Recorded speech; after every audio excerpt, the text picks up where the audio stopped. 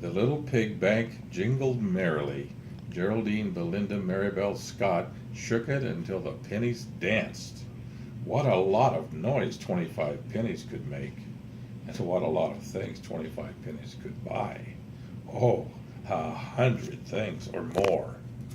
I think I could go shopping. I better make out a shopping list, said Geraldine Belinda. She tried to look very grown up. I better make it out now, before I go out. Geraldine Belinda knelt at the desk chair and reached way back for the little yellow pad that had a little yellow pencil. Let's see now, said Geraldine Belinda. First, I need a cook stove for my dollhouse. And Lisbeth Amaretta's been such a good child, she ought to have something specially nice. Maybe a new snuggle bunny. No, I guess that's too expensive. I'll just buy her some baby ribbon, some pink and blue. Geraldine Belinda started to write. First she drew a tall, wobbly R, then she drew a queer-looking L. The I was running downhill. It almost ran off the pad. Gracious me, said Geraldine Belinda. I'll have to remember that RI stands for ribbon. Oh, on the next line she printed a big fat C for cook stove. Then she added a few extra letters so the list would look long and important. Geraldine Belinda slid down from the desk chair and took her purse out of her muff.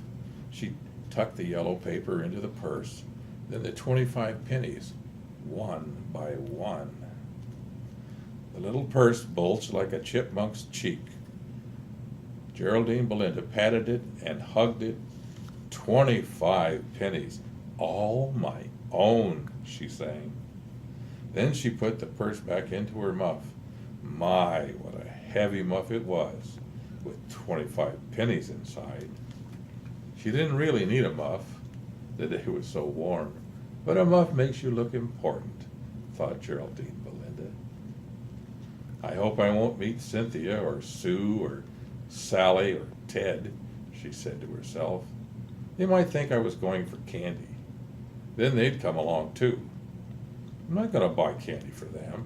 I'm not going to buy anything for them. I'm going to spend my allowance for myself. I want lots of things. So she hurried down the street with her nose high in the air. Her pigtails danced. The tassels on her shoes danced, but the pennies didn't dance. They were too crowded. Oh dear. Farther down the street, there were Cynthia and Sue and Sally and Ted. Geraldine Belinda pretended not to see them. She walked very fast and turned her face away. She could hear Cynthia say, "What's the matter with Belinda?" But she didn't turn around. Oh, no. She walked straight on till she came to the shops. The first shop had toys in the window. Geraldine Belinda stopped to look at them. There was a doll, but not as pretty as Lisbeth Amaretta, thought Geraldine. I guess I'll go to the notion shop, she said aloud. It's such fun to hear the jingle bell when you open the door. Well, well, good morning, Geraldine Belinda Maribel Scott, said Mr. Tweedle, who kept the notion shop. And what can I do for you today? Good morning, Mr. Tweedle, said Geraldine. I want lots of things. She took out her yellow shopping list and studied it carefully. Aren't you reading it upside down, Miss Belinda? My goodness, so I am, said Geraldine. She turned the yellow pad upside down and pretended to read it again very carefully. What's first on your list, Miss Belinda? Asked Mr. Tweedle. Geraldine put the yellow paper away in her muff. First, I want a yard of pink baby ribbon, Mr. Tweedle, and a yard of blue baby ribbon. Mr. Tweedle brought out 2 large spools of ribbon and measured a yard from each, between 2 little brass buttons on his counter. Then he twirled the ribbon around his fingers and his thumb in a big figure 8. Now, said Geraldine Belinda in her most grown-up manner, I'd like to look at your furniture." Mr. Tweedle leaned over the counter as if he could not have heard correctly. "For my dollhouse," Belinda explained. "Oh, yes, yes, yes," said Mr. Tweedle. "Right over here, Miss Belinda." Geraldine fingered some little red velvet sofas and looked longingly at a tiny bed with a lace spread. "I'd love these, Mr. Tweedle, but I really need a cook stove and a kitchen sink." "I have just the things you want," said Mr. Tweedle.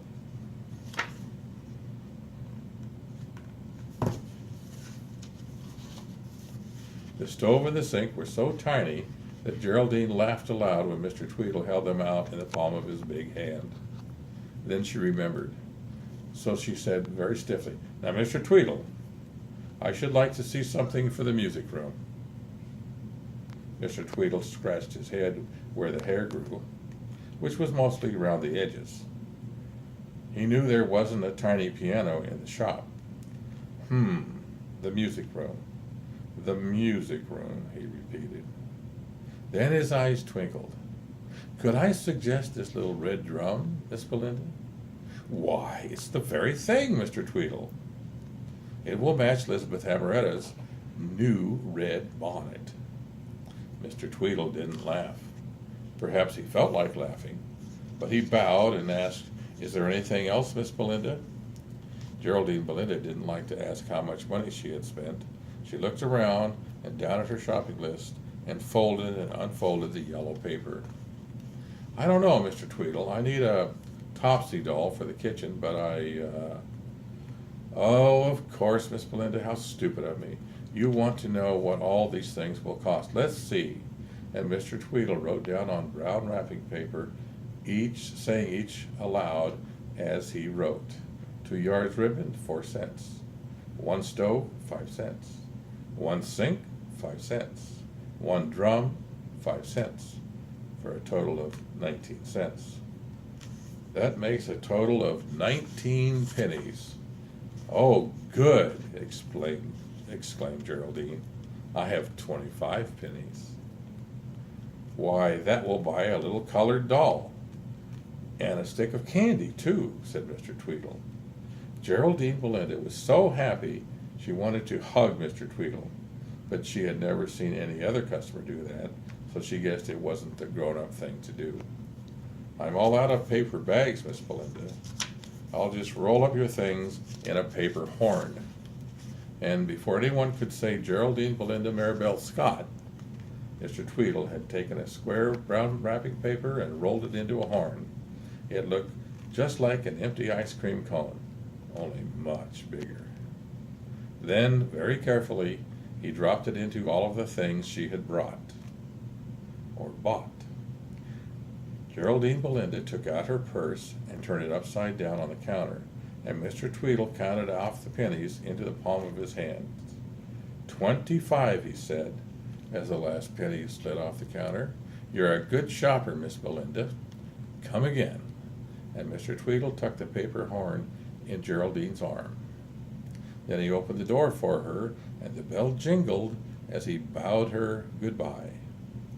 Geraldine Belinda Maribel Scott felt more important than ever, and she hurried up the street.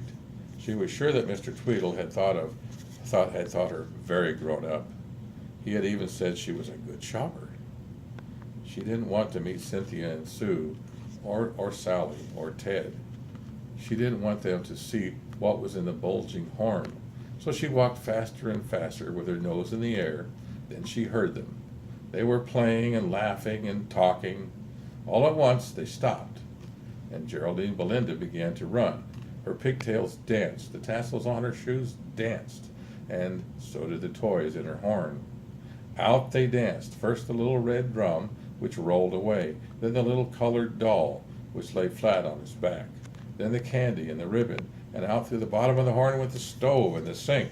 But Geraldine ran on. She was holding her head so high that she couldn't see what was happening right under her turned-up nose. She had almost reached her own front door when she stopped running. She just had to have one peek at all the treasures she had bought. She wanted to see, where were they? It wasn't only the brown paper horn, only the old brown paper horn that she was hugging. Why, where were... Geraldine Belinda burst into tears. She pushed open the door and threw down her muff and sobbed in the old armchair. At last she took off her hat and coat and began to think. I could go back and look for everything. Go back. Oh no, she'd meet Ted and Cynthia and all the others, and they'd laugh at her. Oh no, she couldn't go back. And Belinda sobbed and sobbed again. Suddenly the doorbell began to ring. Sniffing and swallowing, she opened the door just a crack, and there in the porch were Ted and Sally, and Cynthia and Sue, and each one waved a toy. They were bringing her everything, even the candy stick. Geraldine's face grew red as the candy and the drum. She couldn't say a word. She could only gulp and swallow. She wiped her eyes and then she tried her best to smile. That did help. I'm sorry, she gulped. I'm so sorry. Please come in and play with me. They all did come in, and what fun they had. First, Geraldine divided the stick of candy into 5 little pieces. Then she shared all her toys, even the ones she liked best. What fun she had. Geraldine Belinda Maribel Scott never forgot that day.